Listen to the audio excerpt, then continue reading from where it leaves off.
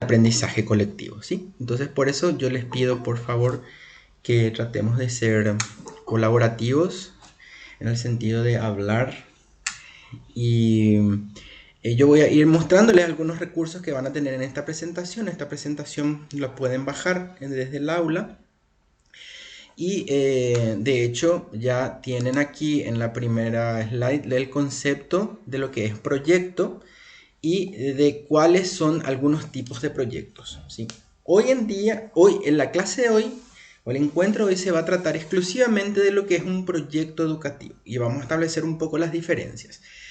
Yo estoy más que seguro que la gran mayoría de ustedes ya ha presenciado o ha participado de un trabajo en equipo en cuanto a proyectos. No sé precisamente si proyectos educativos, pero seguramente sí en algún otro tipo de proyectos. Entonces, aquí tenemos un video cortito que vamos a compartir. Ya empezar a compartir de forma... Vamos a ver un poco. Sí, Patricia, te escucho mientras pongo la presentación en pantalla completa. Buenas tardes. Sí, sí, ahora se está grabando, exactamente. De nada. Ujú.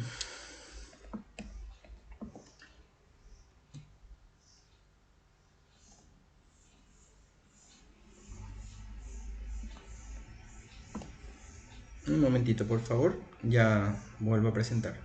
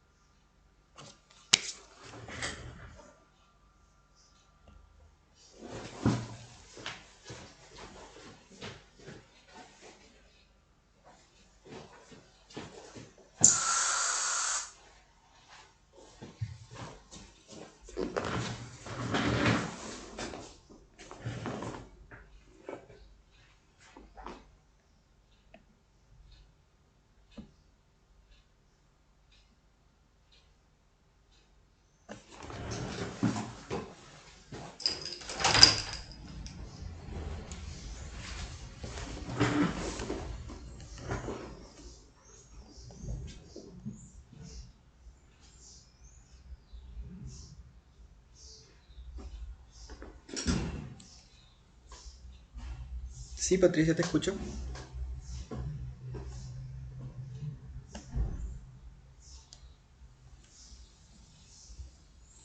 Sí, la última cosa que van a hacer, yo voy a tomar asistencia y van a poner de una sola vez en el chat la palabra presente, pero al final de nuestra jornada.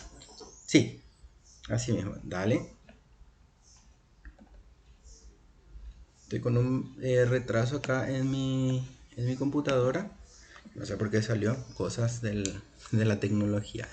Bueno, mientras tanto, ir comentando un poquitito. Yo quiero escuchar si ustedes tuvieron algún tipo de experiencia ya en trabajos con proyectos o proyectos dentro de aula o proyectos dentro de empresa, proyectos sociales. Me gustaría saber si es que alguien tuvo esa experiencia, por favor, que nos comenta un poquitito.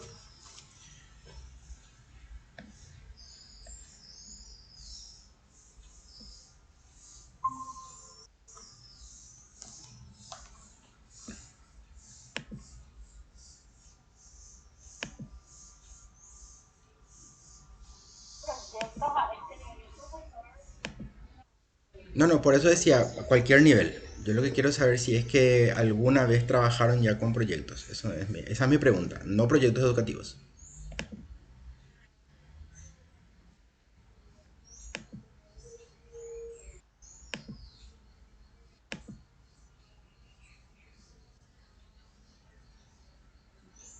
Ujú. Bueno, generalmente los proyectos son algo concreto, ¿verdad? Y se encuentran inmersos dentro de programas.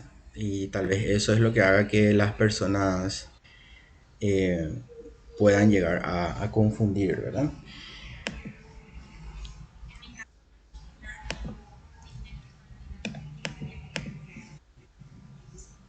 Ujú.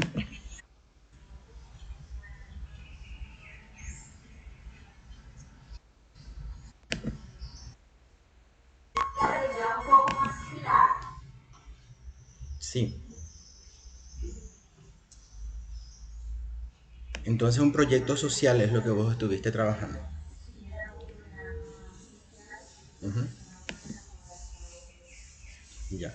Bueno, acá tengo un video cortito que quiero compartir con ustedes para que tengamos un poco más claro el tema conceptual sobre todo y luego seguimos conversando. Me dicen por favor si se escucha el audio del video.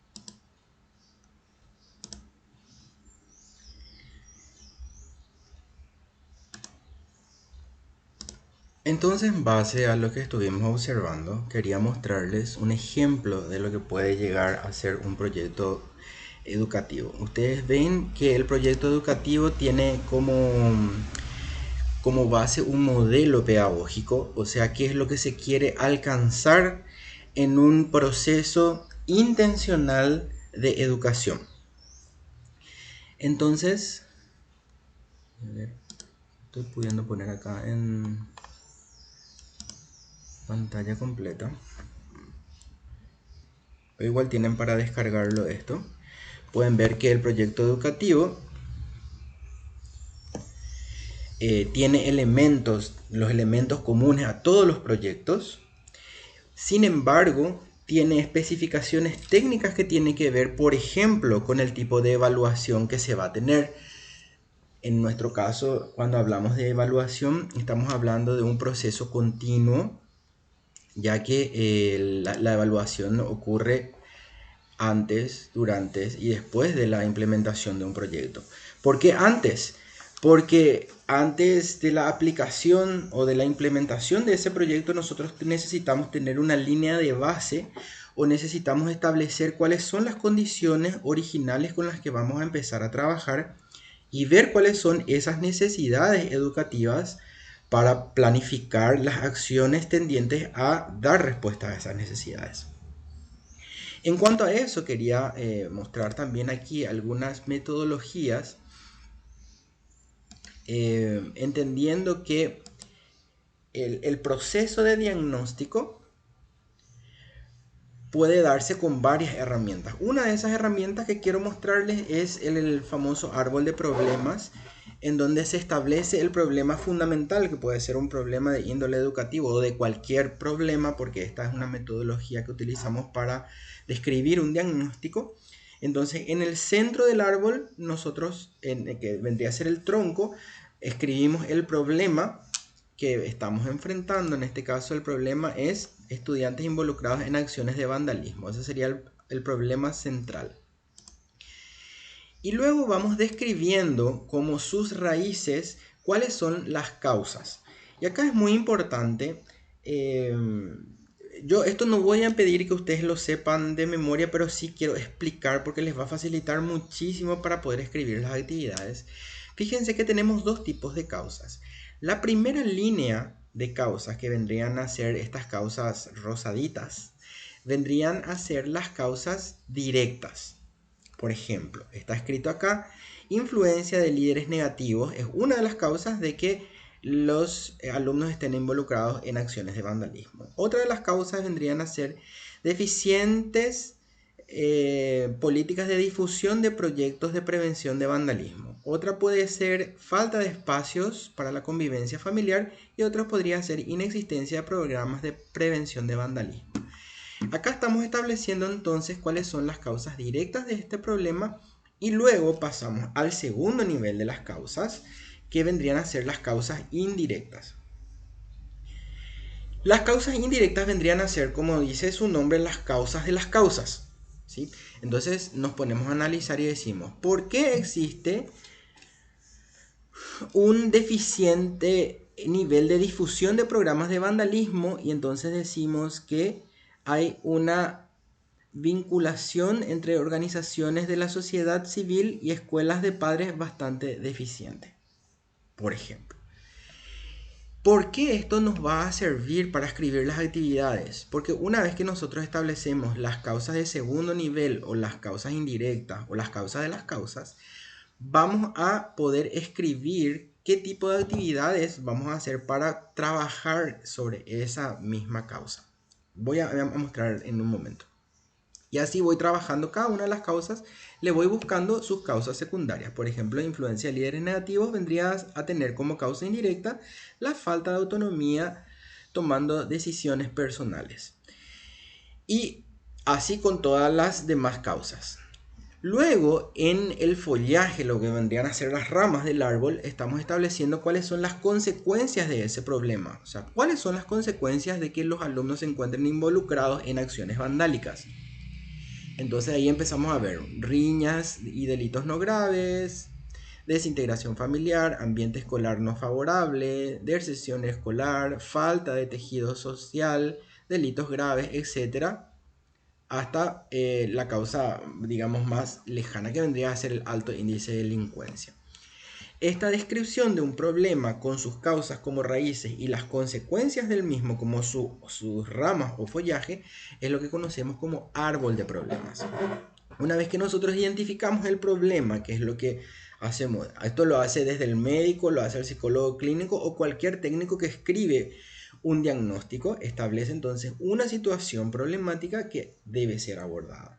Entonces, una vez que está bien descrita cuáles son aquellas aquellas situaciones problemáticas, entonces se elabora lo que se conoce como el árbol de objetivos. ¿Qué vendría a ser el árbol de objetivos? El árbol de objetivos es pasar todos estos cuadritos, cuadrito por cuadrito, desde el tronco con su problema fundamental o con su problema primordial, el problema principal, con las causas y las causas de las causas, cada uno de ellos en su situación reflejada, ¿sí? En lo digamos como un negativo, es como sacar un negativo. Entonces, fíjense que si nosotros vamos a trabajar, por ejemplo, un árbol de objetivos con este mismo árbol de problemas, entonces ahí tenemos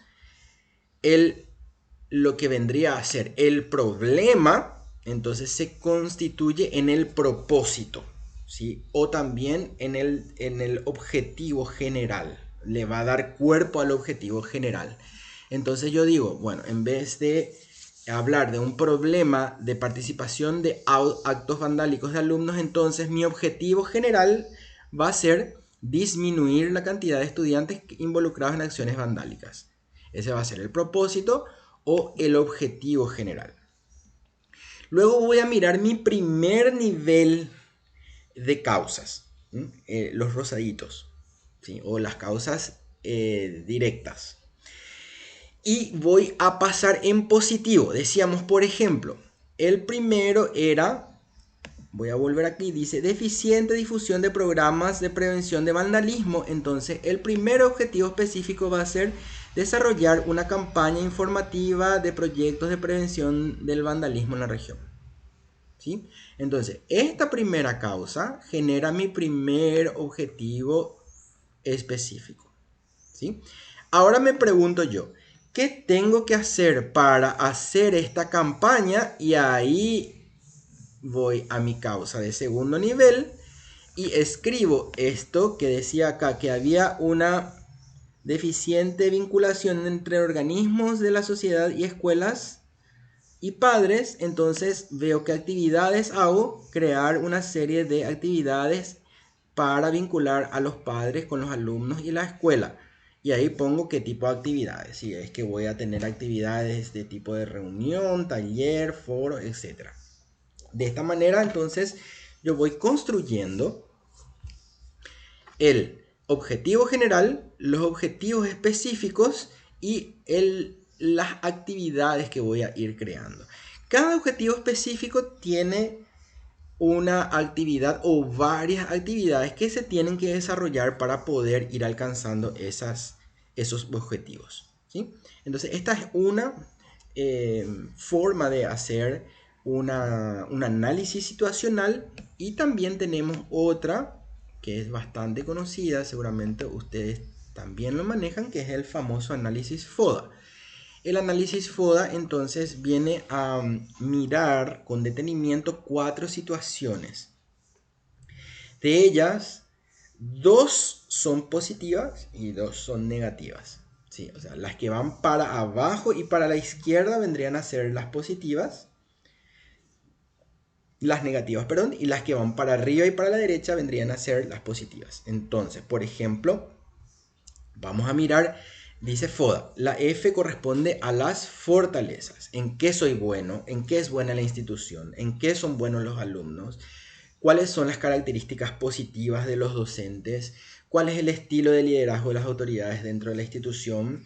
¿En qué es lo que tenemos de ventaja? ¿Sí? Vendrían a ser las fortalezas. Entonces, fortalezas, analizamos todo aquello que nos hace diferentes, mejores, buenos en lo que somos buenos. Vamos con la O. La O vendría a ser entonces las oportunidades. Hay veces que nosotros no nos queda muy claro la diferencia entre las fortalezas y oportunidades, porque los dos son positivos. Las fortalezas vendrían a ser aquello positivo, pero adentro, al interior de la organización. Y las oportunidades son aquellas situaciones, como dice su nombre, aquellas oportunidades que no estamos teniendo en cuenta. Y que podríamos echar mano para que eso sume más dentro de nuestras fortalezas. O sea, las oportunidades son aquellas situaciones que se dan que podríamos aprovechar para aumentar las fortalezas. Por ejemplo, puede ser una actividad que se va a hacer, una olimpiada o una actividad entre instituciones o por ejemplo proyectos que se pueden ir desarrollando entre asignaturas relativas, relacionadas. O sea, son cosas que se pueden generar pero que actualmente no están vigentes. Aquellas son las oportunidades. Luego pasamos a lo negativo. Las debilidades, fíjense que está ahí al ladito de fortaleza, porque también las debilidades son aquellas cuestiones que nos restan, pero que están en el interior de nuestra organización.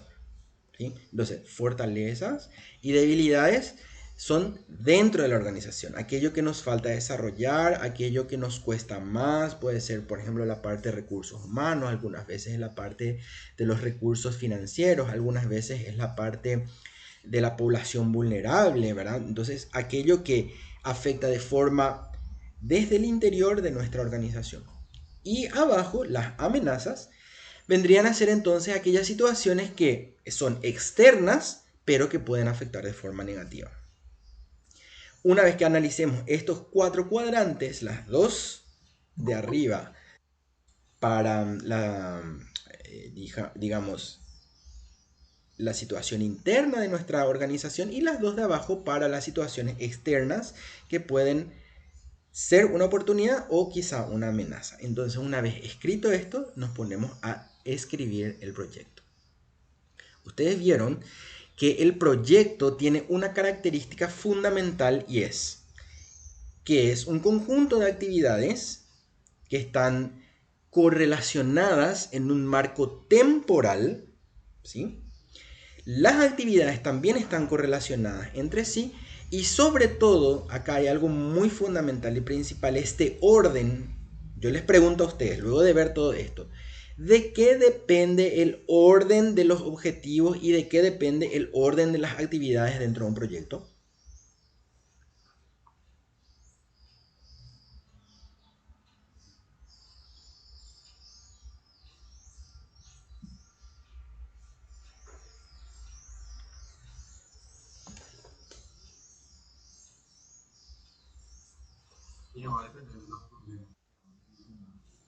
Sí, sí, puede depender de eso. ¿De qué más? Excelente, bien también. Depende de varios factores. Primero, depende del factor tiempo. O sea, que nosotros vamos a establecernos ciertas metas relacionadas al tiempo que tenemos para poder trabajar esas situaciones. Evidentemente, no vamos a poner algo que no vamos a poder alcanzar. Y acá yo quiero tocar un tema muy importante cuando escribimos un proyecto. Si bien es cierto, el modelo que nosotros le pedimos acá no incluye esto, el concepto yo quiero que tengamos en cuenta. Cuando nosotros escribimos un proyecto y establecemos nuestras prioridades, como decía Nelson, establecemos nuestros objetivos específicos, ¿sí? Los objetivos específicos son las situaciones parciales que yo quiero ir logrando para llegar a un objetivo general. Pero para que yo pueda medir esos objetivos, porque en algún momento yo me tengo que sentar y medir qué conseguí, qué no conseguí y en cuánto conseguí lo que me propuse.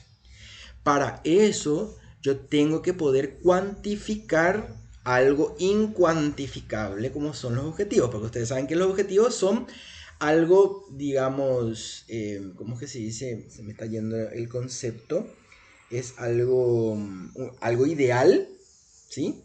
Pero cuando nosotros somos técnicos, necesitamos transformar ese ideal en algo que podemos medir. Y ahí entonces establecemos lo que conocemos como metas.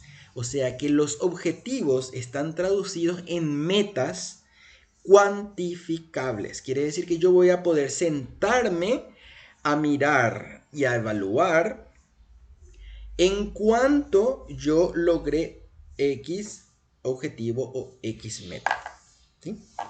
Entonces la meta no es más que un número que me va a ayudar a ver en cuánto yo pude conseguir ese objetivo que me propuse.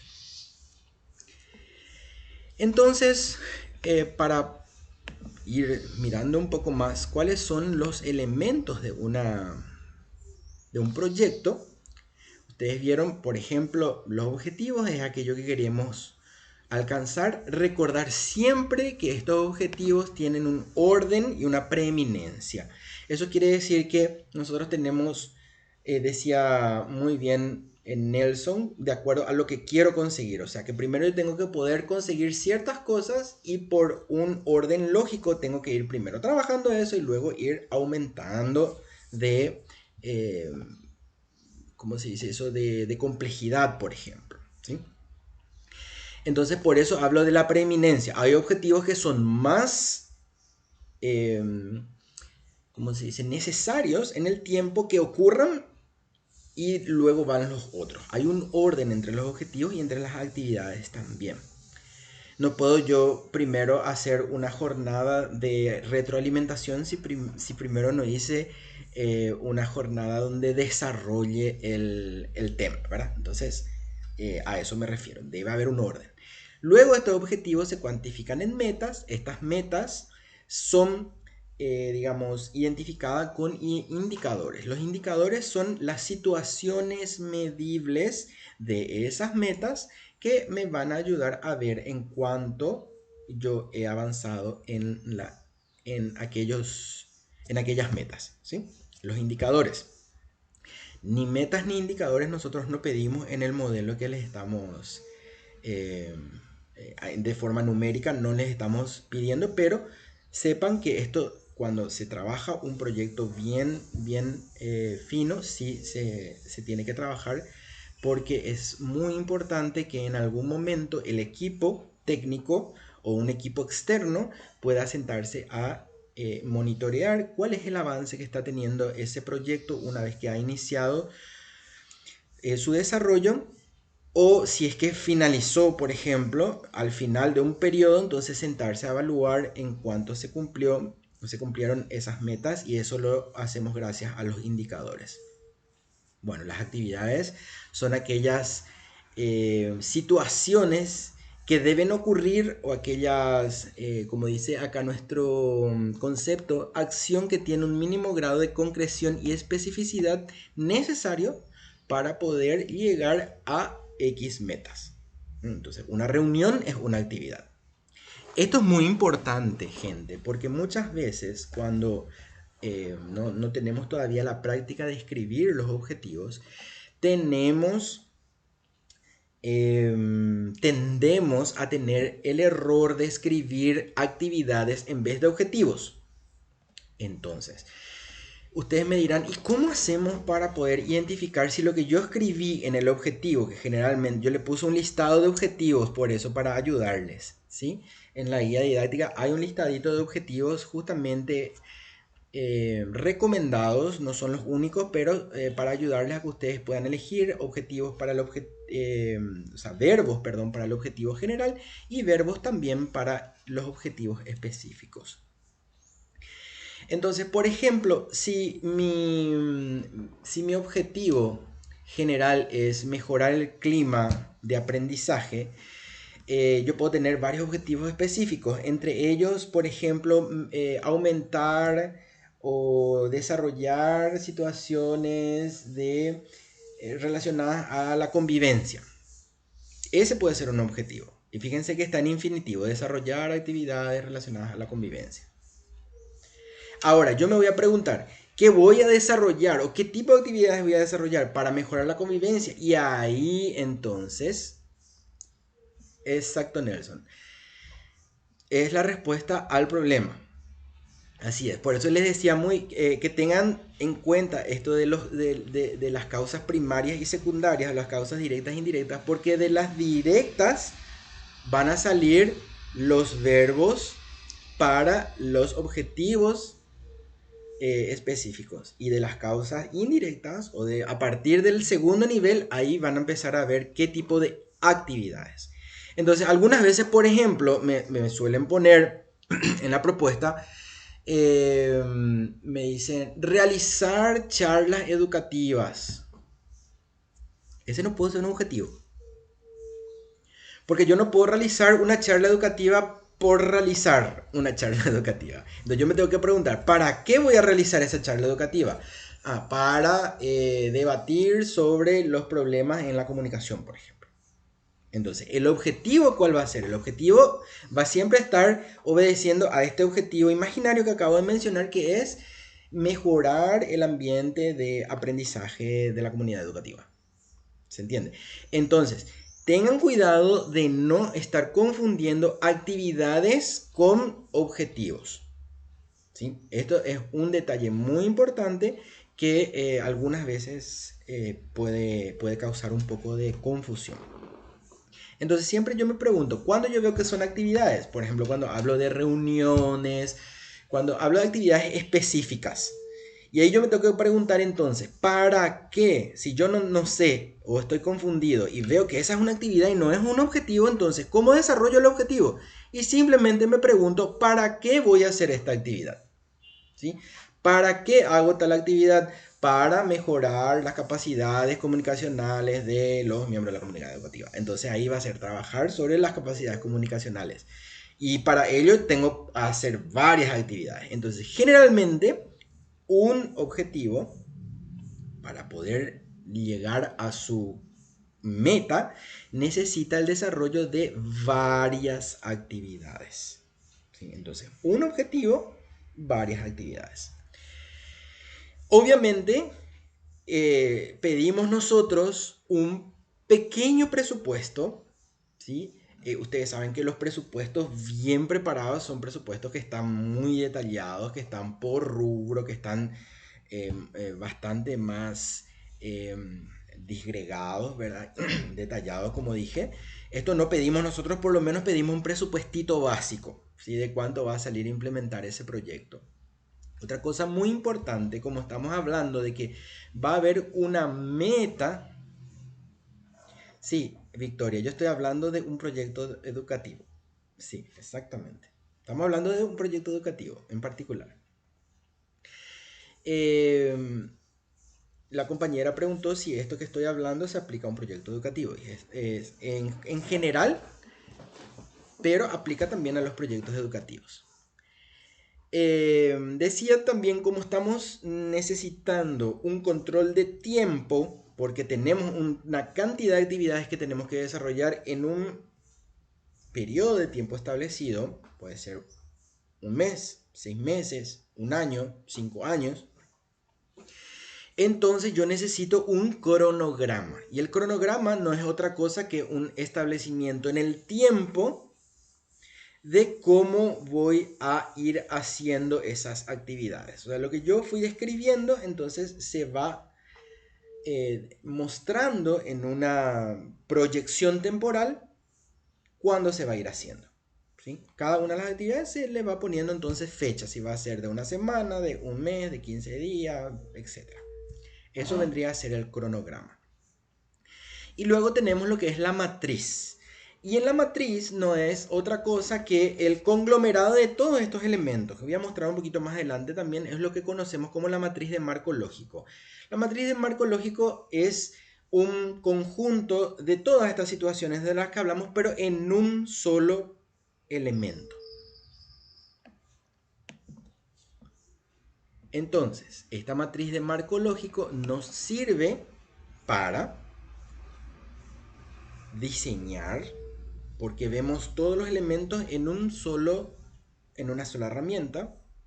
Nos sirve también para ejecutar, y en el proceso de ejecutar ir haciendo este tipo de evaluación especial que se llama monitoreo. ¿Mm? Entonces, antes del diseño, yo hago una primera evaluación que vendría a ser una evaluación diagnóstica, donde yo saco los problemas, árbol de problemas, FODA, espina de pescado, ¿verdad? Diagnóstico.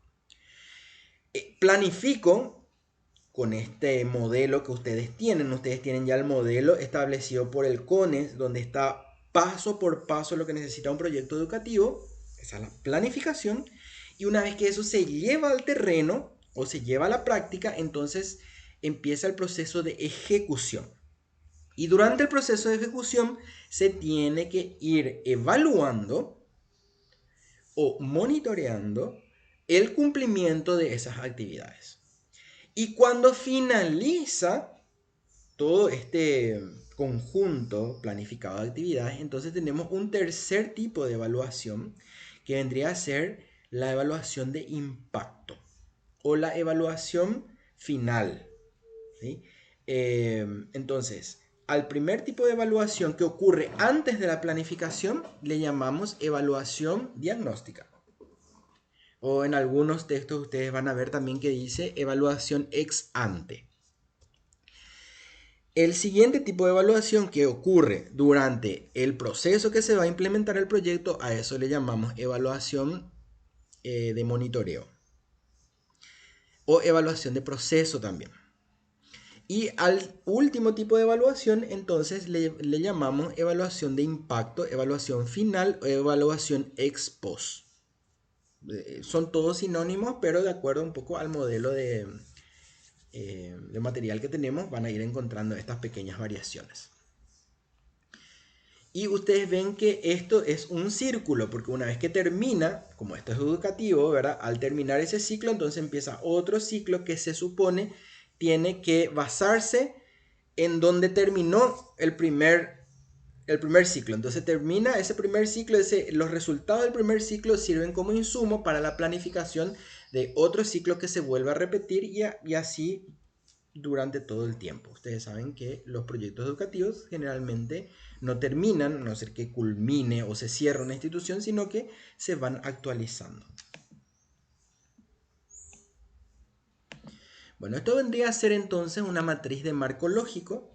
Decíamos lo que tenemos en el centro del problema, el tronco puesto en positivo, entonces le llamamos el fin o el objetivo general también, ¿verdad?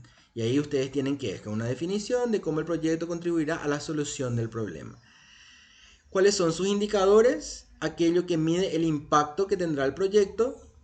Y los medios de verificación son aquellas situaciones que me van a ayudar a corroborar que realmente se llegó a X medición del indicador. O sea, los medios de verificación son aquellas herramientas que de las que yo tengo acceso para poder mirar que realmente se realizó, se llegó a eso. Y yo estoy entonces hablando de un proceso educativo que va a llevar un año, entonces mi medio de verificación puede ser una evaluación final, un examen final, es un medio de verificación porque ahí muestra un proceso que se cerró. La evaluación de los docentes, hechas a los docentes por los propios alumnos, aplicadas con los alumnos sobre el desempeño docente, puede ser otro medio de verificación. Actas, lista de participantes de reuniones, lista de cosas que se compraron, fotografías, cualquier evidencia que pueda mostrar las actividades que se tenían que realizar, entonces se conoce como medio de verificación. Y los supuestos son aquellas situaciones que deben ocurrir para que eso se mantenga en el tiempo, ¿sí? Entonces, van a ver que uno de los aspectos, sobre todo en los proyectos sociales, en los que se trabaja muy fuertemente es la sostenibilidad. O sea, ¿qué debe ocurrir para que esa situación mejore o continúe en el tiempo y no termine abruptamente? Muchas veces los proyectos sociales en nuestros países termina la financiación y termina el proyecto, ¿verdad? Entonces, para que eso no pase, se trabaja fuertemente en elementos que aseguren su sustentabilidad. Por ejemplo, se trabaja con la comunidad para empoderar a la comunidad, para que cada vez más personas participen y eso pueda mantenerse en el tiempo una vez que termine la financiación externa del proyecto. Por ejemplo, ese es un ejemplo nomás. Luego tenemos de lo que sería el resultado de las causas directas, o también le podemos llamar los objetivos específicos. El propósito, o sea, el impacto directo a ser logrado a partir de los resultados. Sus indicadores describen el impacto logrado al final del proyecto. ¿Qué es lo que yo voy a conseguir cuando termine el proyecto? Es lo que debo escribir ahí, ¿sí? Sus medios de verificación son fuentes de información que permitan ver si estos objetivos se lograron, y obviamente los supuestos indican acontecimientos, decisiones o condiciones para que ese propósito contribuya a un logro para el nivel de arriba, que era el fin. Y los resultados son aquellas situaciones, aquellas obras o servicios que tenían que ocurrir, o sea, vendrían a ser las metas, ¿sí? Las metas vendrían a ser los resultados. ¿Qué es lo que yo quiero llegar, o a dónde tengo que llegar para decir, bueno, este objetivo tiene 5 metas y acá cumplí con la meta 1, no cumplí con la meta 2, sí cumplí con la meta 3 y sí cumplí con la meta 4, por ejemplo? Y por último, entonces van descritas las actividades. La misma cosa, las actividades que en una matriz de marco lógico también va descrito quién es el encargado de esa actividad, si va a ser, qué miembro de la comunidad educativa va a ser el encargado de realizar, si van a ser los directivos, si va a ser el personal administrativo, si van a ser los docentes, si van a ser los docentes con los alumnos, si van a ser docentes, alumnos y padres. O sea, ahí se describe detalladamente qué actividad se va a hacer, quién está encargado de coordinar esa actividad, quiénes van a participar de esa actividad.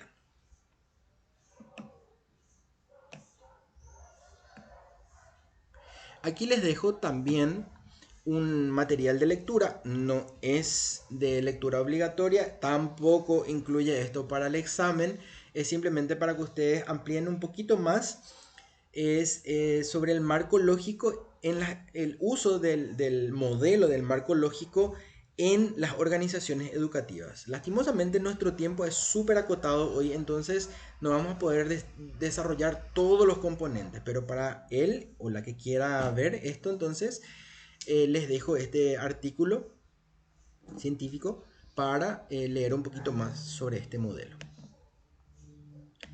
Y vimos que también hay otro tipo de proyectos, ¿verdad? Estos son ejemplos nomás que no quiero detallar, ¿verdad? Tenemos proyectos de investigación, proyectos sociales, etcétera, etcétera. Acá solamente puse como un pequeño ejemplo. Ahora vamos a mirar este modelo de trabajar con proyectos, donde yo voy a implementar el modelo específico que es el que está en nuestra área de materiales. Repito, es el modelo CONES, donde nosotros aplicamos eso. Y voy a ir de lo general o de lo grande a lo chico. Puede ser un proyecto educativo institucional. ¿Cuál es el proyecto educativo institucional? Es aquel proyecto general que toda una institución busca desarrollar durante un periodo de tiempo X. Ese puede ser el famoso PEI, Proyecto Educativo Institucional, ¿sí? Pero también pueden surgir situaciones muy particulares en donde empiecen a trabajar. O sea, dentro de ese mismo PEI se pueden establecer que hayan actividades en donde varias materias trabajen juntas, porque ya sea por afinidad o por cercanía en tiempo de desarrollo, etc. O por afinidad de tema más que nada. Entonces pueden juntarse y realizar actividades juntas, esas asignaturas, y entonces pueden desarrollarse proyectos por áreas afines. También yo puedo realizar, y de hecho cada profesor está prácticamente en todos los procesos de acreditación se solicita que todas las asignaturas tengan una planificación o semestral o anual de la materia que se va a enseñar, y a esto le llamamos proyecto áulico. Algunos modelos son anuales. Por ejemplo, en la Facultad de Filosofía tenemos un modelo anual. En la Facultad de Arquitectura tenemos un modelo semestral. ¿Sí? Eso también es considerado un proyecto. Vendría a ser proyecto por materia o proyecto áulico. Y luego podría ser también, podría utilizar yo una clase o dos o tres clases para el desarrollo de un proyecto particular específico de un tema. ¿Sí? Entonces ustedes están viendo, yo estoy queriendo graficar un poquitito las distintas situaciones en donde podemos utilizar el modelo del proyecto de acuerdo a la complejidad, a la extensión, a la cantidad de elementos, como ustedes quieran hacerlo, pero yendo de lo más general hacia lo particular. Disculpen, acá me da el sol por la cara, no puedo, no tengo cortinita, así que estoy como debajo de una luz de ovni, parece.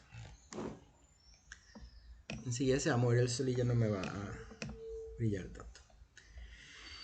Entonces, ¿qué es un proyecto educativo? Es, como dice su nombre, una propuesta que incluye los elementos relacionados a los objetivos, a las metas, con indicadores medibles, estipulando responsables, mirando un poco todas las situaciones, abarcante, integral, que le involucra a todos los elementos de la comunidad educativa, que sabemos que son los docentes, el personal administrativo, las autoridades, los sujetos directos e indirectos. ¿Por qué voy a decir sujetos directos e indirectos? Porque si vamos en la escuela vamos a decir padres y alumnos, pero si vamos ya a la educación superior vamos a decir aquello aquella población que directamente va a estar involucrada con las actividades vendrían a ser los alumnos, pero también están las personas que indirectamente van a estar involucradas en esas actividades. Entonces podemos tener a los familiares de los alumnos o a las personas de la comunidad que van a ser beneficiadas por las actividades que los alumnos van a realizar dentro de la comunidad. Por ejemplo, las actividades de extensión universitaria. Al ser una herramienta bastante general e integral, necesita tener flexibilidad. Por lo tanto, es importante entender que un proyecto no es algo que escribimos en piedra que no se puede mover.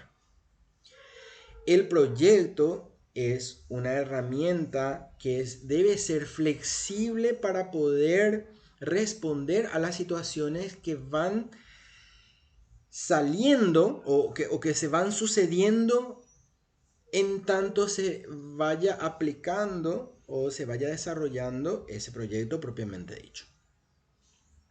Entonces, los proyectos tienen que tener esa capacidad de adaptación a estas situaciones que nosotros en el área social le llamamos emergentes. ¿Sí? Un emergente es una situación que quizá no estaba planificada, pero que hay que darle respuesta. Ejemplo más tangible, el tema de la pandemia. ¿Sí? Surgió un emergente que fue la pandemia, todos tuvimos que por ende aprender a dar clases en línea, ¿verdad? Si no paraba todo el sistema. Entonces, el proyecto como tal debe tener esta capacidad de flexibilidad. Y al mismo tiempo, también debe ir propendiendo a una mejora. Fíjense que anteriormente, hago esto como una crítica sana, ¿verdad? Que como algo que hoy en día tal vez sea mejor, pero yo recuerdo que una profesora de primaria, no viene al caso de qué grado, tenía su cuaderno de planificaciones que no tenía luego fecha, sino que tenía clase tanto, era como un calendario eterno, ¿verdad? Entonces, ¿qué hacía ella? Todos los años daba exactamente de lo mismo, no había ni una innovación. Sin embargo, los proyectos educativos tienen que tener este componente de innovación. Y yo les pregunto a ustedes, ¿qué es lo que vamos a innovar? Si todos los años vamos a enseñar la misma materia, vamos a suponer que yo soy profesor de X materia. Esto que me está pasando ahora. Y si tenemos grabaciones vamos a ver que cada año yo introduzco un tema nuevo. ¿Por qué tengo que innovar? ¿Por qué yo tengo que hacer diferente? Sí, los alumnos son todos distintos. De hecho, va a ser la primera vez que me escuchan hablar del tema. Pero ¿por qué el docente o por qué la institución tiene que innovar, tiene que mover, tiene que cambiar? Tiene que, a ver qué dice nuestro, tiene que propender a un cambio de paradigma para evitar, y este ya les di toda la respuesta. ¿Por qué tiene que haber innovación en educación? Sí, ¿y qué pasa cuando la institución queda desfasada en el tiempo y sigue enseñando lo mismo? Exactamente. Y acá tenemos un concepto que a mí me gusta muchísimo, por eso comparar, que es justamente que la institución se vuelve anacrónica, dice, ¿verdad? Anacrónica, repite en el tiempo lo mismo, todos los profesores enseñan lo mismo, no hay ninguna innovación y ustedes van a ver que las universidades, sobre todo, que tienen mayor capacidad de dar respuesta a su sociedad, porque ustedes saben que el objetivo de la universidad es poder dar respuesta a las situaciones que plantea su sociedad donde está inserta. ¿Sí? Ese es el motivo de por qué existe la universidad. Entonces, cuando la universidad no se actualiza, de lo que dice Alejandra, ¿verdad? Deja de dar respuesta y se vuelve una institución anacrónica. Sin embargo, una institución diacrónica es aquella que sí va adaptando esas nuevas necesidades y va dando respuestas distintas. Entonces, no solo los docentes, sino toda la institución en general va adoptando políticas y acciones que tiendan a dar respuesta a las nuevas situaciones o a los nuevos desafíos que se van sucediendo. Por ejemplo, un docente de hoy en día tiene una situación en particular que un docente de hace 20 años no tenía. ¿Me pueden dar un ejemplo?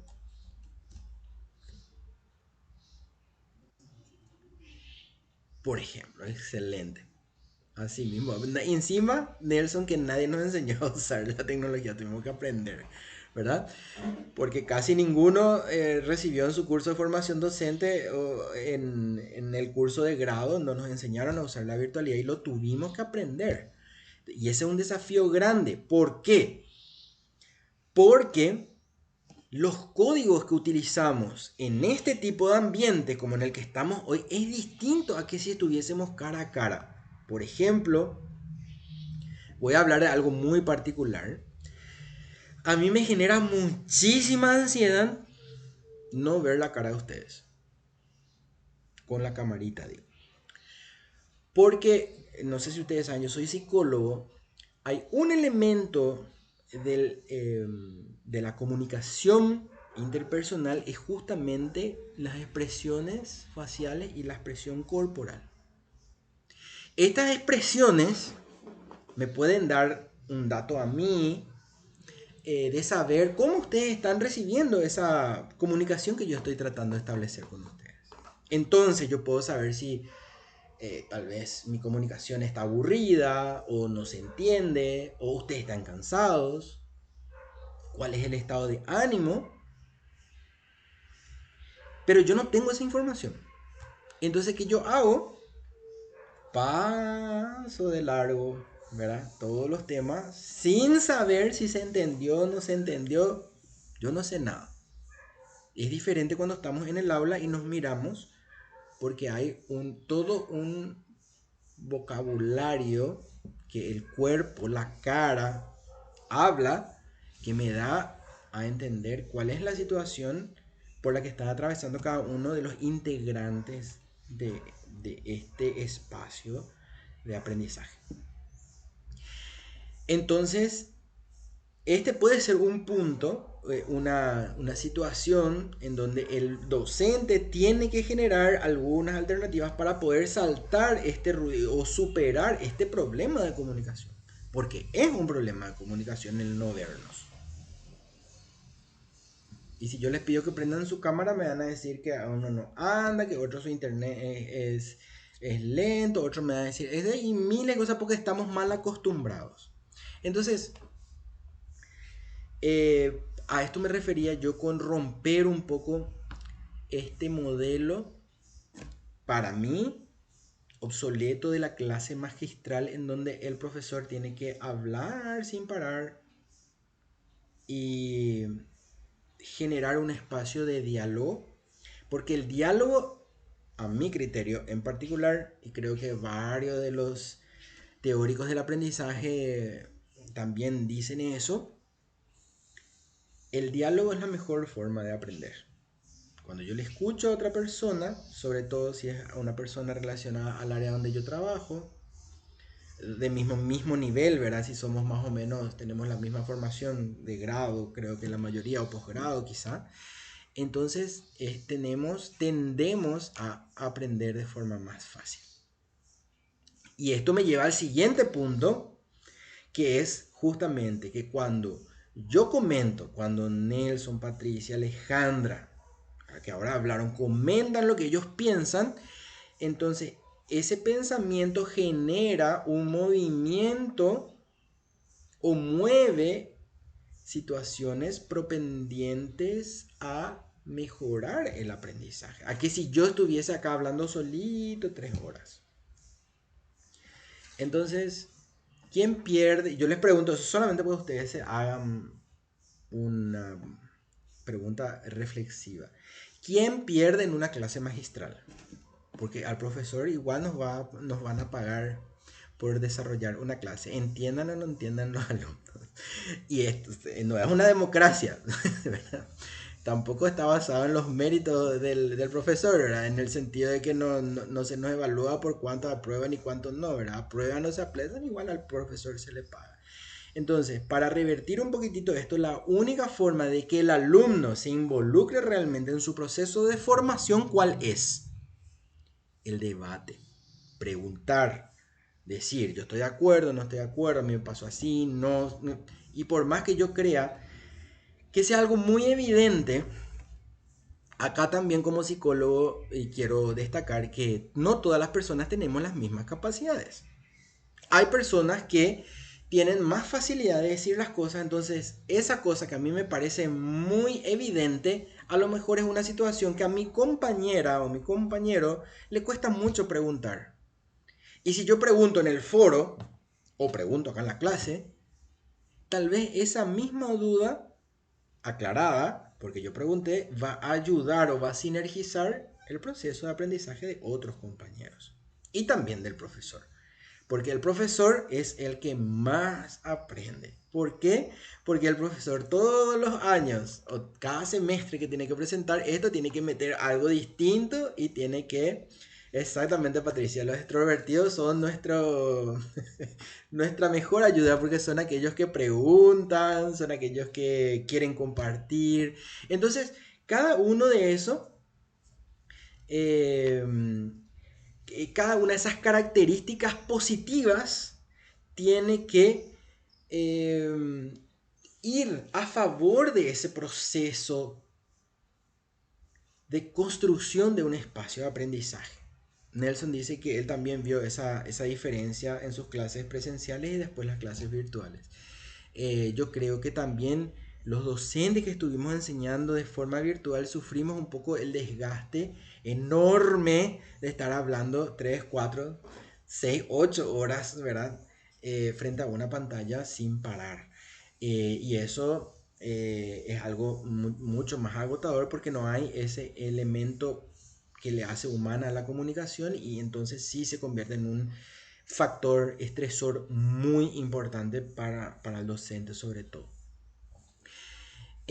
Bueno, también cuando la institución se reúne o sus elementos, sus recursos humanos se reúnen para poder desarrollar un proyecto, entonces también está trabajando un poco sobre su identidad. Y ustedes van a ver que todos los proyectos educativos de cada de cada institución en particular es totalmente distinto. O sea, por más que tal vez tenga algunos elementos en común, ustedes van a ver que el enfoque, las actividades, las teorías que se utilizan para poder fundamentar esas actividades son otra vez cada uno de acuerdo al espíritu y a la característica muy particular de esa institución. Y es por eso que este es un elemento que desarrolla fuertemente la identidad de una institución educativa. Cuando hablamos de que esto tiene que empujar a que se generen situaciones de mejoría, y van a ver que todos los proyectos se desarrollan para poder lograr una mejoría, entonces hablamos de un desarrollo de actividades, ¿sí? Un desarrollo de actividades que no es que se hacen por hacer nomás, sino que están tendientes a desarrollar situaciones potenciales que se encuentran en esa situación. Entonces, lograr un desarrollo, tomar esas oportunidades y desarrollar actividades para poder echar mano de esas oportunidades y que formen parte de las fortalezas. Entonces, el desarrollo de potencialidades, ustedes van a ver que está inscrito tanto en las actividades docentes, como hacer que los docentes den lo mejor de sí. Ustedes van a ver que dentro de un proyecto educativo están previstas capacitaciones para docentes, círculo de aprendizaje para docentes. Cómo hacer que los alumnos den lo mejor de sí.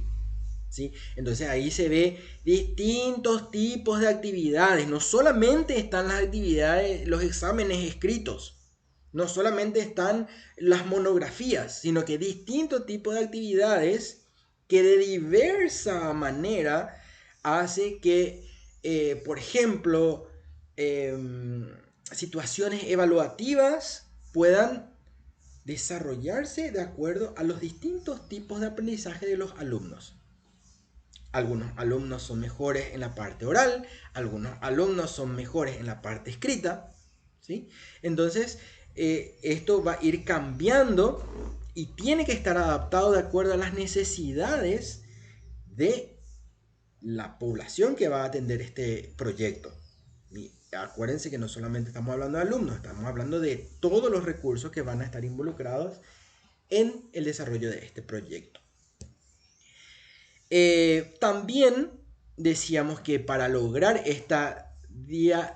para que la institución sea diacrónica y de respuesta, tiene que haber un cambio en las prácticas educativas. Esas prácticas deben ser ayornadas, deben ser cambiadas en la medida de las necesidades del público al cual están siendo enfocadas.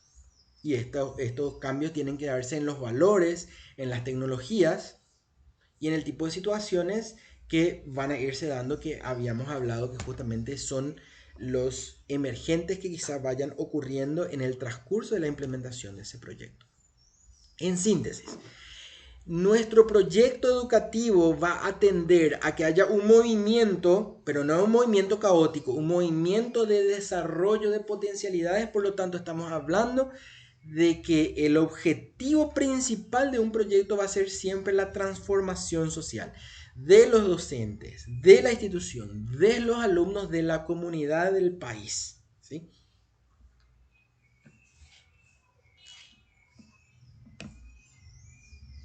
Entonces, un proyecto educativo institucional es una herramienta de gestión porque podemos ir controlando elemento por elemento, actor por actor, actividad por actividad. ¿Quién va a hacer? ¿Qué se hizo? ¿En cuánto se avanzó? ¿Qué falta hacer? Si no se hizo, ¿por qué no se hizo? Y eso me va a permitir, cuando vuelva a repetirse el ciclo, mejorar esa situación. Por supuesto que esto tiene que tener una dirección, y a esa dirección le llamamos plan. Plan educativo es aquello que orienta a las acciones dentro de un proyecto. Y ahí, dentro de lo que es el proyecto educativo, entonces establecemos los objetivos, las estrategias, las metodologías que vamos a utilizar, el tiempo, los recursos y las acciones. ¿Qué más? Es muy importante la parte económica, por más que el modelo que nosotros le pedimos no es muy ambicioso en cuanto a que sean demasiado específicos en lo económico. Sí, cuando vamos a hablar de un proyecto de habilitar una carrera, tiene que estar estipulado hasta el último recurso necesario para que eso no solamente empiece a funcionar, sino que continúe funcionando en el tiempo. Y una característica importante, reitero, para que un proyecto sea realmente impactante dentro de una institución educativa, es que todos los actores involucrados deben participar. Algunas veces nos sentamos los directivos nomás o los técnicos nomás a escribir el proyecto. Y nos olvidamos de los docentes y nos olvidamos de los alumnos. Y son ellos los que tienen que ejecutar finalmente las acciones. Entonces tiene que ser un proceso participativo en donde todos pongan la palabra y opinión de cómo o qué situación es la mejor para poder generar ese objetivo o poder llegar a ese objetivo que yo me estoy proponiendo.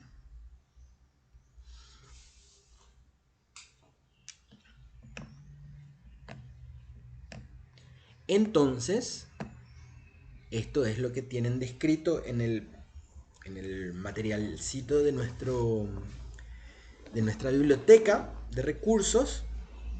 Van a ver que el PEI o el proyecto educativo institucional tiene algunos componentes, ¿sí? Entonces, un componente viene a ser el componente, así como en una encuesta es el filiatorio, el que le identifica es aquello que va a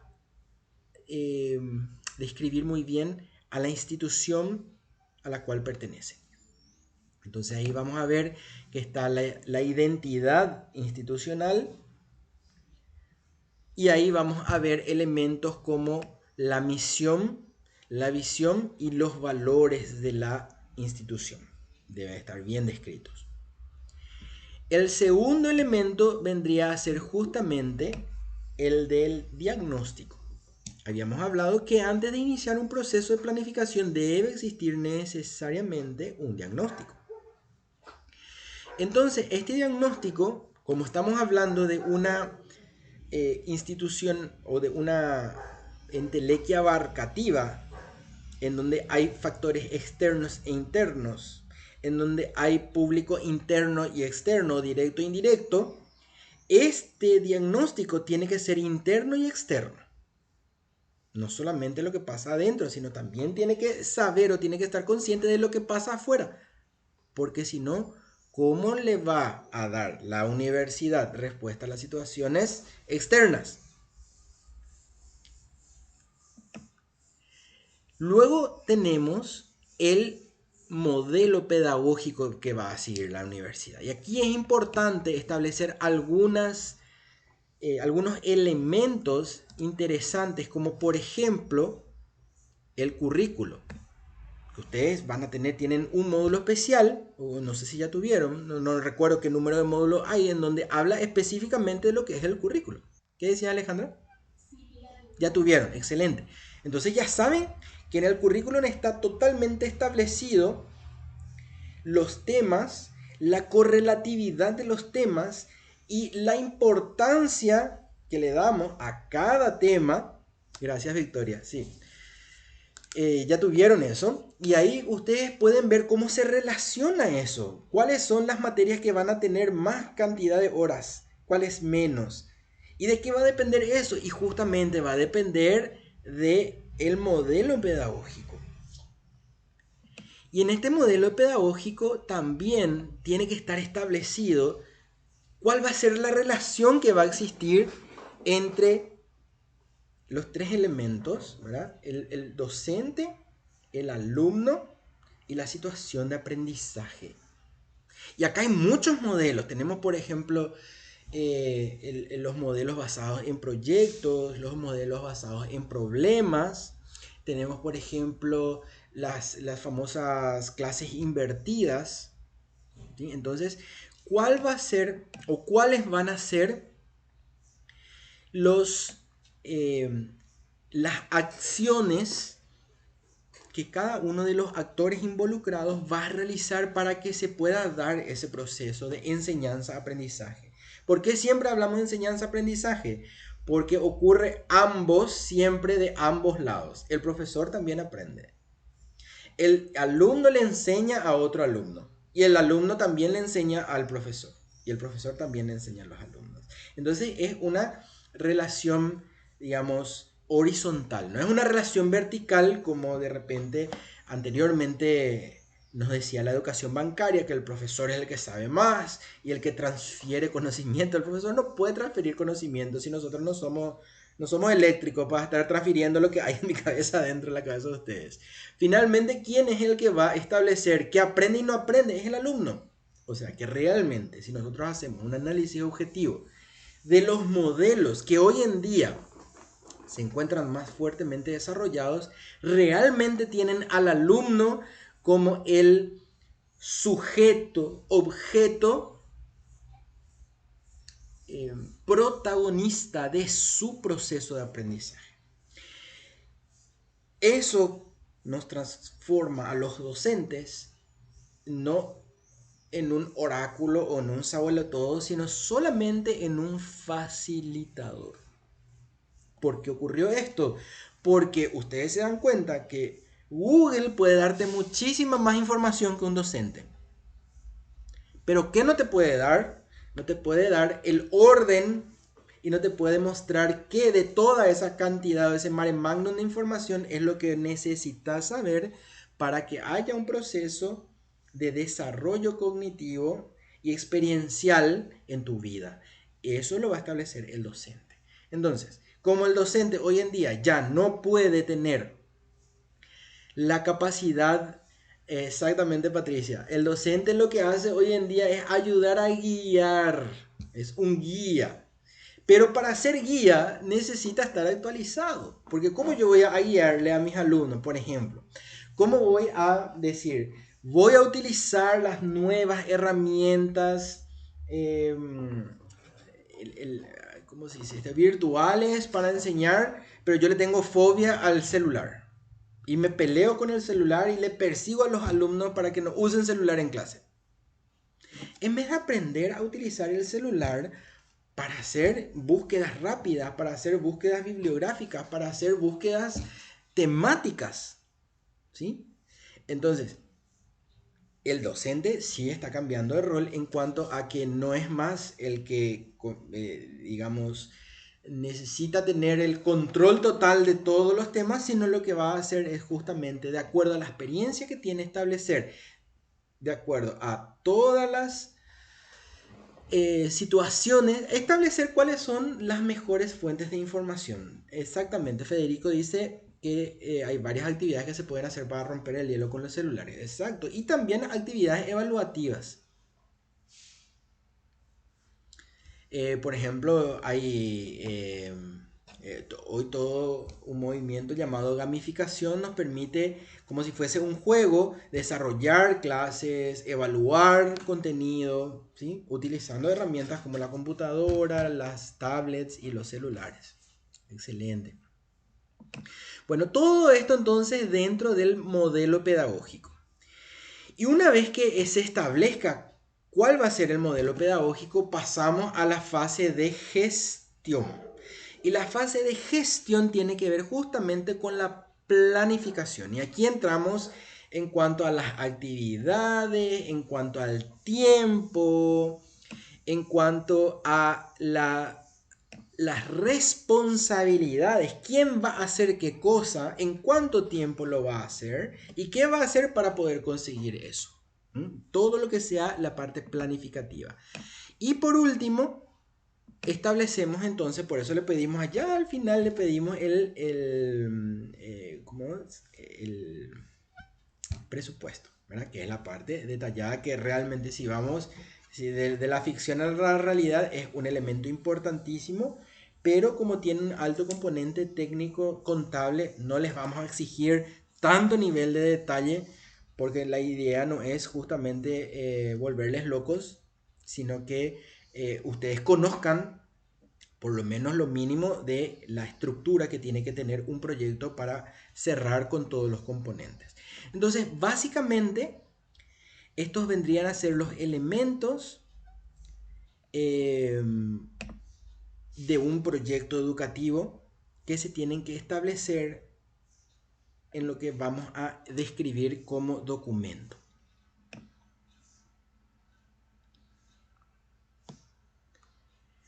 Por supuesto, como trabajamos con ideas, como trabajamos con valores, no podemos liderar un proceso en el cual no creemos. Por lo tanto, pareciera medio romántico, pero el docente que está encargado de hacer esto tiene que ser un líder y tiene como tal, ustedes saben que hay diferentes tipos de liderazgo.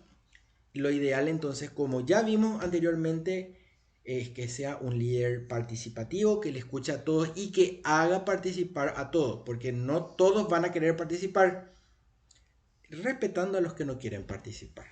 Realmente es una línea muy fina, ¿verdad? En esto. Hacer participar, pero respetando también los niveles en donde cada uno de los actores se sienten bien participando. Exactamente, Patricia. Muy difícil de manejar, es porque hay veces que estamos tan entusiasmados que queremos que todo el mundo participe por igual y podemos llegar a ser un poco intrusivos, ¿verdad? Entonces tampoco eso es bueno. Pero sí es importante abrir todas las puertas posibles para la participación de, decíamos, los actores que van a estar involucrados en este proceso, que no solamente son profesores y alumnos, ¿sí?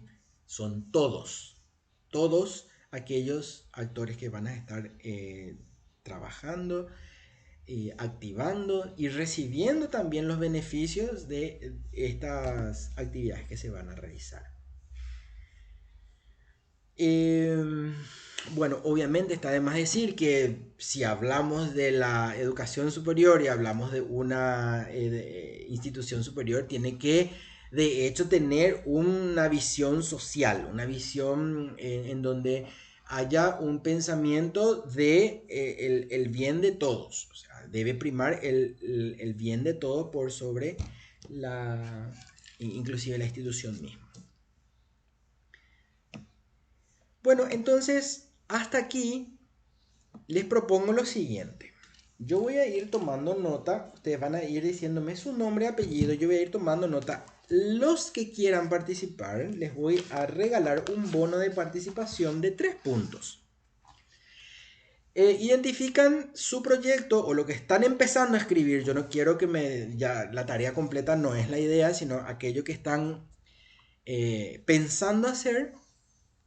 Quiero que me establezcan de todo esto que leyeron, de lo que hablamos hoy, de lo que estuvieron conversando entre compañeros también, algún aprendizaje nuevo que hayan tenido. Que me digan también qué fue lo más dificultoso que tuvieron en el desarrollo hasta ahora, porque estamos más o menos en la mitad, entonces tenemos todavía tiempo de adecuar, de mejorar. Y que me den algún tip de mejora. Entonces yo voy a ir anotando, para el que quiera anotarse para tener estos puntos extra, es en el caso que no hagan total de puntos, entonces estos puntos van a ser aplicables como bono para las personas que quieran hablar. Entonces les pido que levanten la mano y yo voy a ir dando la palabra y voy a ir anotando su participación. Esto un poco es para fomentar el debate. Estamos más o menos en la mitad de nuestro tiempo y me gustaría muchísimo escuchar un poquitito qué tienen que decir ustedes. Nelson, te escucho.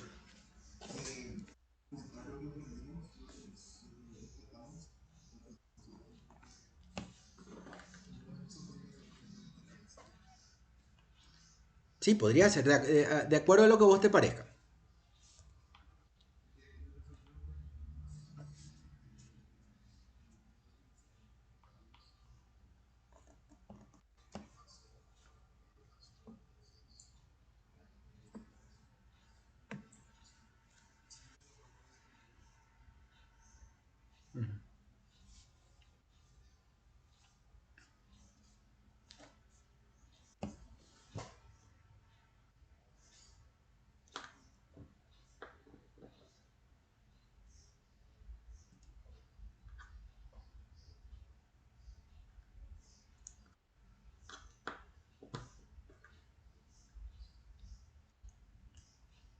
Ujú. ¿Y el resto de los puntos? ¿Alguna dificultad?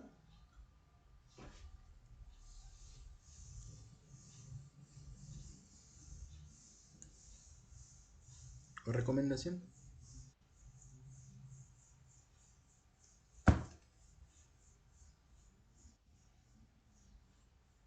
Ajá, ya, ya. Ujú,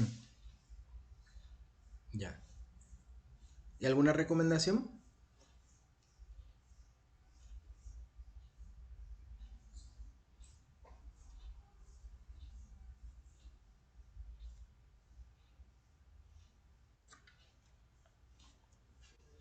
Dale, dale, hablamos después entonces. Raquel Viveros, te escucho. Buenas tardes. ¡Ey! ¡Qué lejos!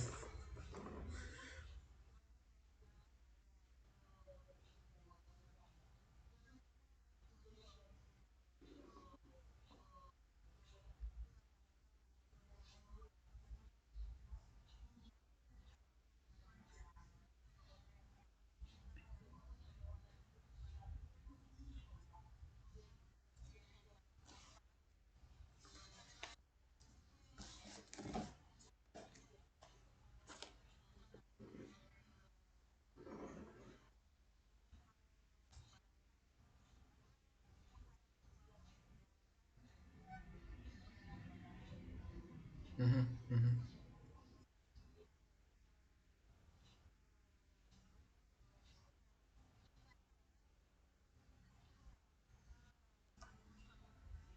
ujú.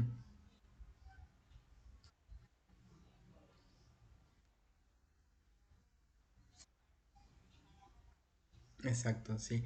Justamente por eso yo quiero proponerles un encuentro más optativo para trabajar un poquitito más lo que son objetivos, metas e indicadores. Y quizás sea lo que no me dio tanto tiempo de especificar y que tal vez les pueda ayudar. Porque eso simplemente ustedes lo que van a hacer, si ustedes ya empezaron a trabajar la estructura de su proyecto, va a ser detallar más nomás. No es que ustedes ya empiezan a hacer algo y después de ese encuentro van a tener que cambiar todo, sino que simplemente les va a ayudar a detallar un poco más. Entonces, mi, digamos, propuesta es tener un encuentro más para trabajar esos puntos específicos. Meta, objetivos, metas, indicadores.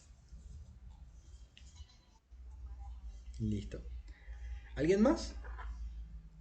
Porque yo le tengo, a ver un poco. Fila, Raquel, Victoria García, te escucho. ¿Qué tal, Victoria? Súper bien.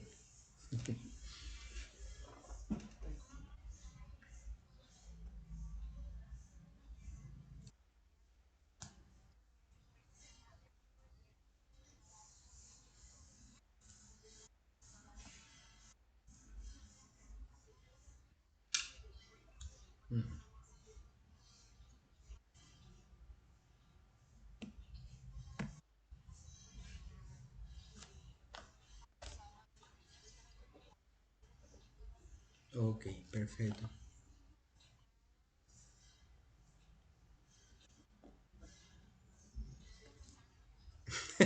Bueno, no hay problema. Ok, ok, perfecto. Perfecto. Muchísimas gracias. Gracias, Victoria. Sí, por favor, eso es lo fundamental.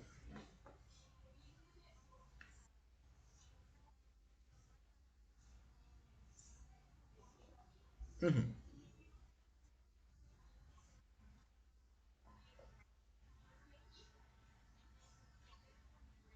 No, no, no, no precisamente. Si quieren hacerlo, pueden hacerlo.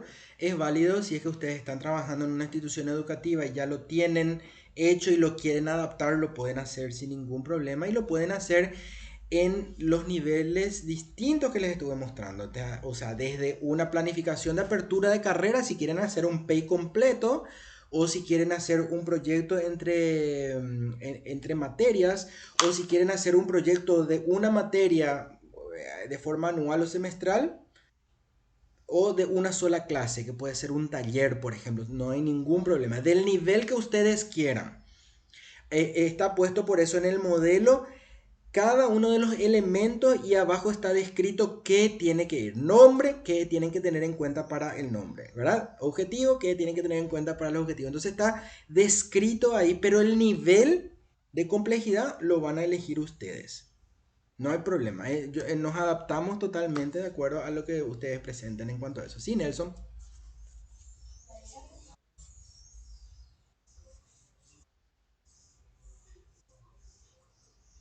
Sí,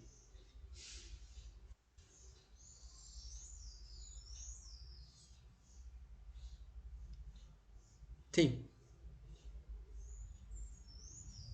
Exactamente, solamente que tiene que tener bien descritos los elementos. Fíjate que por eso en su guía didáctica le explica muy bien cada elemento, inclusive cuántos puntos va a tener. Entonces, yo lo que les pido es que miren ustedes el modelo y rellenen de acuerdo a el modelo que les pedimos, que es lo mínimo, y le pueden agregar todo lo que ustedes quieran. O sea, el material que ustedes presenten puede tener sin ningún problema más elementos que lo mínimo que nosotros le pedimos, pero no menos. No menos porque le vamos a tener que sacar puntos. Y eso yo no quiero. Yo quiero que toditos hagan total de puntos. Sí, entonces pueden aumentar sin ningún problema, pero no disminuir. Francisco Pires. Súper bien. Sí,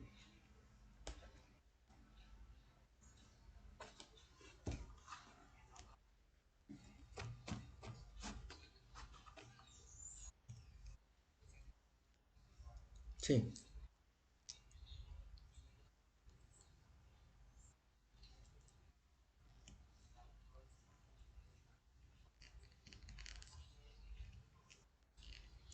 Sí, y le tendrías que poner actividades relacionadas con educación. O sea, obviamente, antes de ir a la comunidad, ¿qué vos vas a hacer? Vas a hacer talleres de capacitación, vas a hacer talleres de concienciación en la comunidad y después vas a hacer tus actividades en la comunidad. Vas a tener dos pasos previos porque eso se tiene que cerrar como una actividad educativa.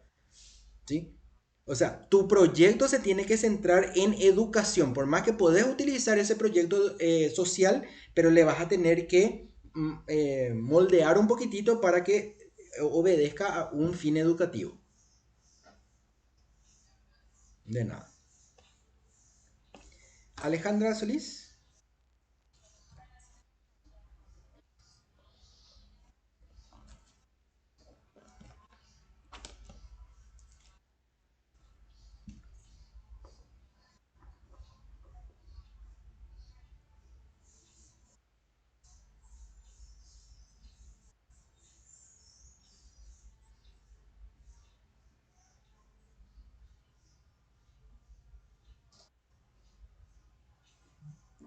Yo creo que depende mucho de la temática que van a abarcar porque no va a ser igual una bibliografía de un PEI a un proyecto anual a un proyecto áulico. O sea, va a depender muchísimo de esa complejidad.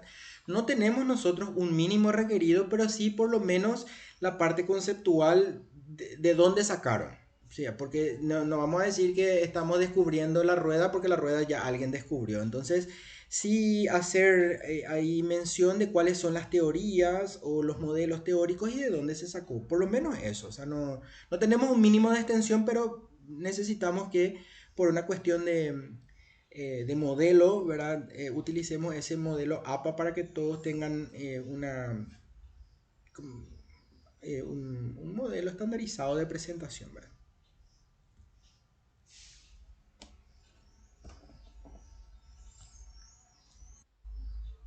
Sí.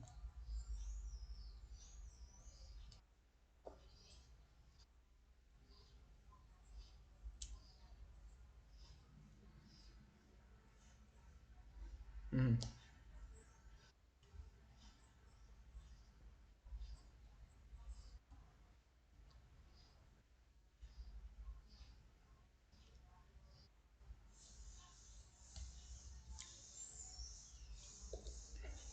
Sí, sí, de hecho, yo les cuento que lo de hoy a mí me es súper inconveniente porque yo tuve que salir corriendo de mi oficina para poder llegar a mi casa, a mi oficina, a mi casa. Eh, pero resulta que la clase presencial, porque esta clase nosotros tendríamos que haber hecho en FADA. Esta clase presencial está puesta para hacer a las 14 horas.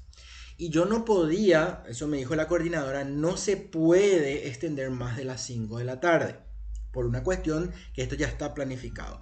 El resto de las actividades sí podemos hacer más tarde, sin ningún inconveniente. De hecho, a mí me conviene muchísimo más porque puedo llegar tranquilo, descansar un poquitito y no estar todo acelerado como hoy, ¿verdad? Mira, en esto yo estaba en el auto, les iba aceptando en lo que llegaba a mi casa, por eso tuve algunos problemas para conectarme. Entonces, sin ningún inconveniente, yo creo que podemos hacer una onda 19:30 a 20:30, por ejemplo. Entonces todo el mundo ya llega a su casa y mi propuesta es que hagamos esto el de hoy en 8. Un momentito, por favor, voy a atender una llamadita porque estoy esperando algo me van a entregar y ya vuelvo. Hola. Sí, ¿qué tal? Esta, sí, voy a necesitar uno con piquito y dos normales. Bueno, bueno, ya voy, gracias. Bueno, entonces, mi propuesta es esa, que hagamos esto el martes, en el horario de las 19:30 o 19. Por ahí, si es que esto es inconveniente, me avisan y cambiamos, pero yo no tengo ningún problema de atrasar más el horario, ¿sí? Con todo gusto. Patricia González.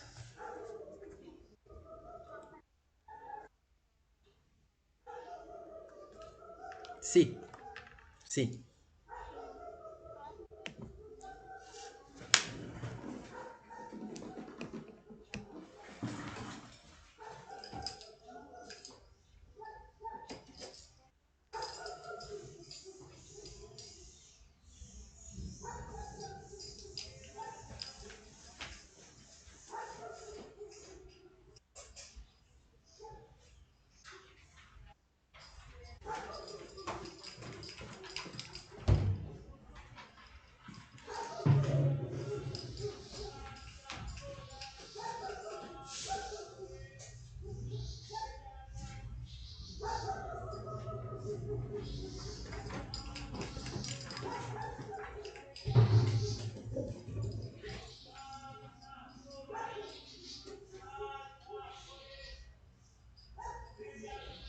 Sí, entiendo.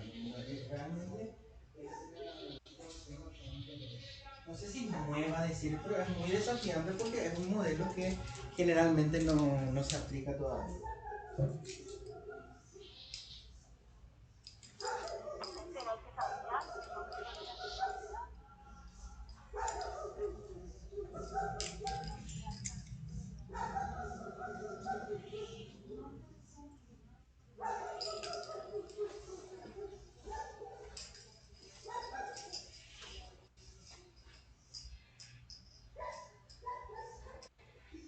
Y sí, sí, realmente es un cambio, como decíamos, un cambio de paradigma, ¿verdad? Un cambio en la forma de pensar, inclusive que es un desafío, porque es algo que ahora estamos empezando a entender y a aplicar.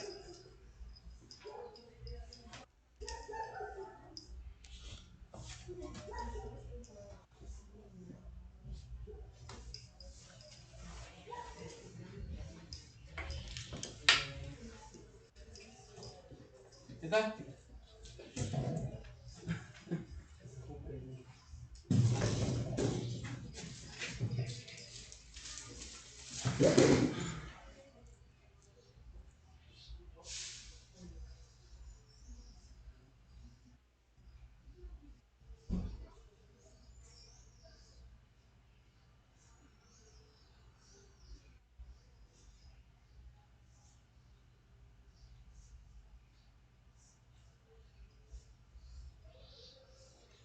Yo creo que tiene que ver un poquitito con la apertura, ¿verdad? Realmente creo que todos crecimos con este modelo en donde el profesor es, no digo inaccesible, pero yo por ejemplo vengo todavía de una generación que si vos le discutías al profesor era capaz de reprobar, ¿verdad? Entonces yo creo que somos nosotros la generación que tiene que ir cambiando esos conceptos, digamos, eh, no digo anticuado, pero que tenemos que ir renovando para poder este, ir introduciendo estas situaciones nuevas en la educación, ¿verdad?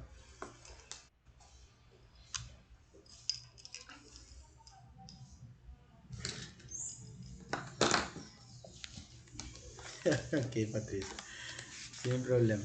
Ok. ¿Les tengo a nadie más aquí en lista?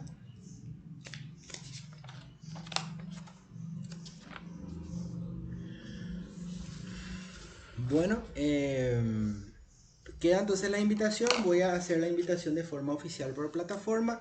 Recalco que va a ser un encuentro opcional, no es un encuentro obligatorio. Y me gustaría que si ya tienen algo adelantado, puedan ir preguntando, haciendo sus aclaraciones para poder ir haciendo con tiempo. Sí, Arlene Escobar, levantaste la mano también.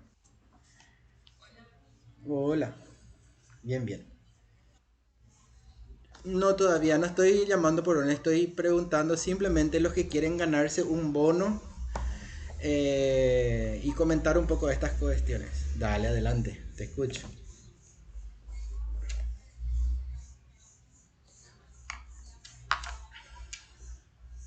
Ujú. Sí. Ujú,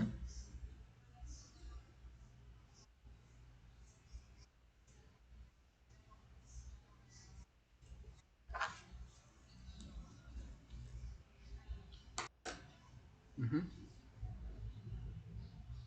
ujú.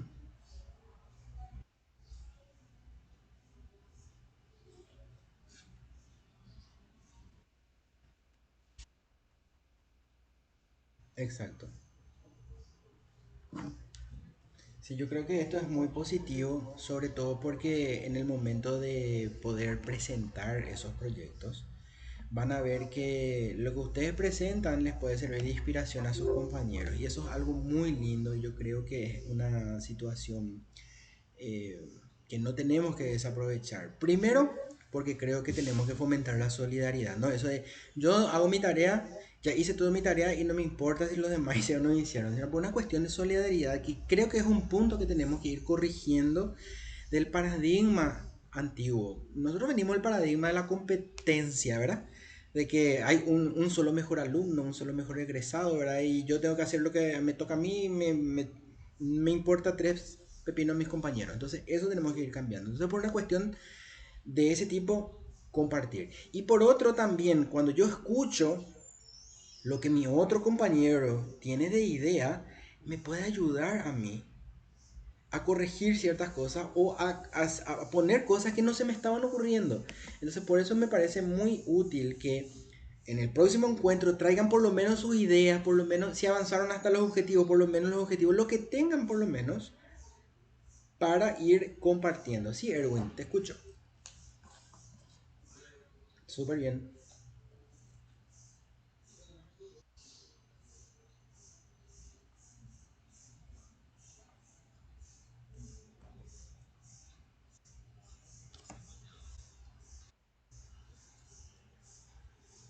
Ujú,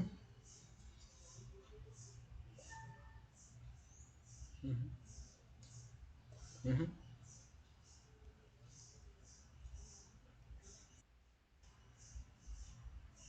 ujú.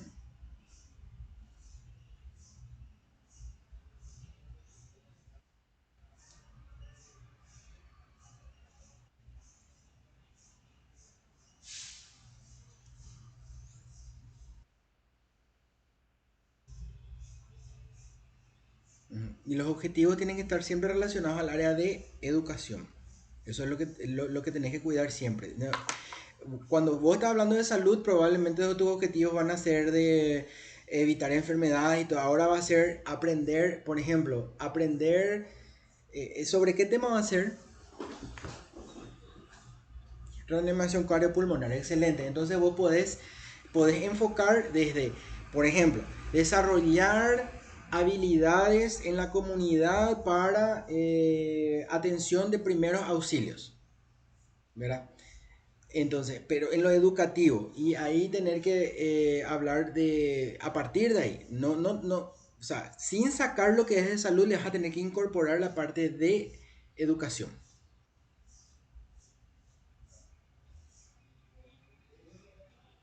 Ujú. Preguntarte para qué necesitamos, por ejemplo, en una universidad o en un instituto, para qué necesitamos aprender RCP. ¿En qué casos se dan? ¿En qué casos es útil? Y, por ejemplo, meterle también la parte de, bueno, cuando hacemos RCP, también cómo identificar un canal de, ¿cómo se dice esto? De derivación, ¿verdad? Entonces también ahí el aprendizaje va a tener que ver que todos tienen que conocer a quién llamar, dónde llamar. Eso también tiene que incluir no solamente cómo hacer el RCP, porque mientras uno hace RCP, alguien ya tiene que estar llamando y tiene que saber dónde llamar. Es decir, pero ¿dónde llamar? No, ¿verdad? ¿Dónde llamar? Cuál es el protocolo que se tiene que seguir? Entonces todo eso tiene que abarcar. Y también podés poner, como yo te sugiero que pongas para que sea a lo que cierre completamente la parte educativa, entonces también ponerle un modulito de prevención. En este caso RCP se suele necesitar cuando hay problemas cardiovasculares. Entonces, ¿qué actividades de aprendizaje de prevención de factores protectores contra las enfermedades cardiovasculares? Actividad física, entonces, ¿cómo pueden ser campañas de fomento de actividades, competencia deportiva, pausas, por ejemplo, si hay clases que son de más de 4 horas, 6 horas, porque hay clases que son 8 horas inclusive, entonces que se hagan pausas activas, ¿verdad? Tipos de ejercicio y cosas por el estilo para prevenir justamente cualquier tipo de problema que al final puede requerir una RCP. Pero tratar de que sea así bien integral, no te vayas a enfocar solamente en la técnica de RCP, sino que eso sea un componente nomás de algo bastante más integral.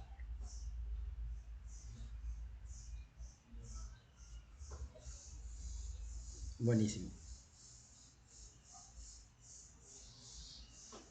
Ok, esa era la intención. Como les digo, sobre todo no se preocupen, si ustedes entregan. O sea, ustedes van a entregar la primera tarea y esa primera tarea, después de, podemos conversar inclusive en de hoy en 8, pueden ir cambiando y en su segunda entrega ya van a hacer mucho más ajustado, porque lo que hagan en la primera entrega les va a servir como base para la segunda entrega. ¿Sí? O sea, va a ser desarrollar toda la idea nomás. Es como que está un proyecto cortado a la mitad. Entonces la primera entrega va a ser la primera mitad, la segunda entrega va a ser todo, primera y segunda mitad. No es que en la primera tarea va a ser la parte uno y después el otro va a ser la parte 2. No, va a ser la parte uno. Acá vamos a hacer una evaluación porque vamos a conversar y en en la segunda entrega va a ser de cero a todo. ¿Sí? Va a ser así, todo inextenso. Bueno, Alejandra Solís.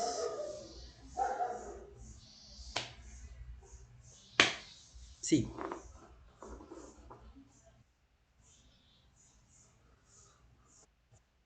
Ujú,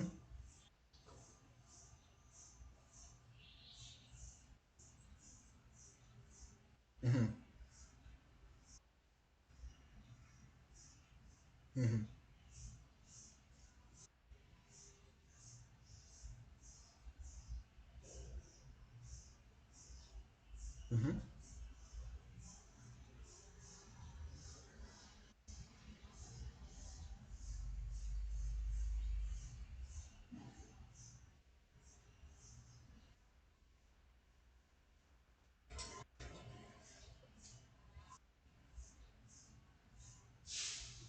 ujú,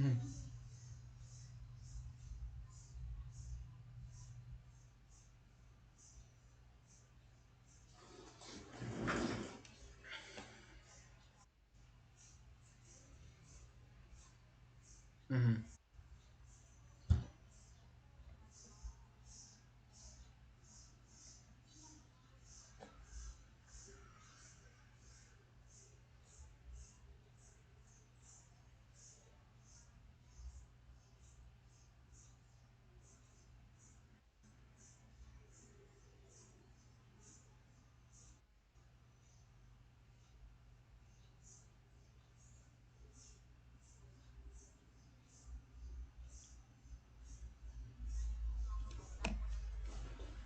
Sí, y acuérdate también dentro de tu población, entonces establecer la población directa e indirecta. Directa va a ser la que va a estar ahí participando de tus actividades y la indirecta va a ser toda su familia, sus contactos, ¿verdad? Los que van a verse beneficiados un poco por esas actividades.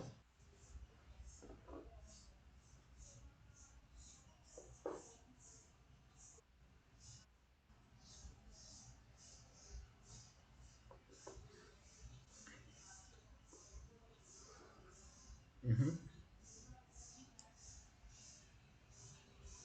Bueno, ok, perfecto.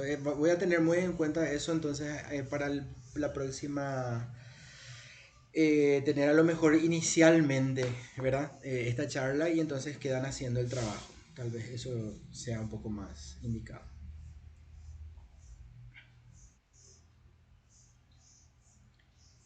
Patricia González.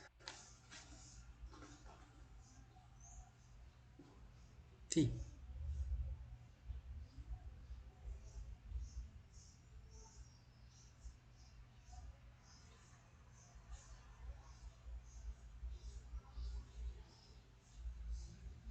Ujú, ujú, ujú.